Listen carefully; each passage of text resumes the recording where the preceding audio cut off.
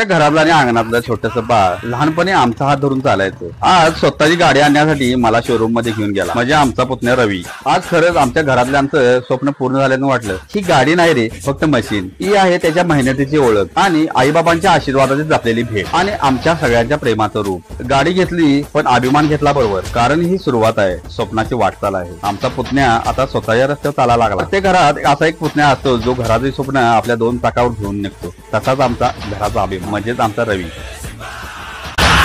मचिंगा मचिंगा ढोल अभी बजेगा, धीमा दिन ताप देखो आज राजा नचेगा. मचिंगा नचेगा आज राजा नचेगा.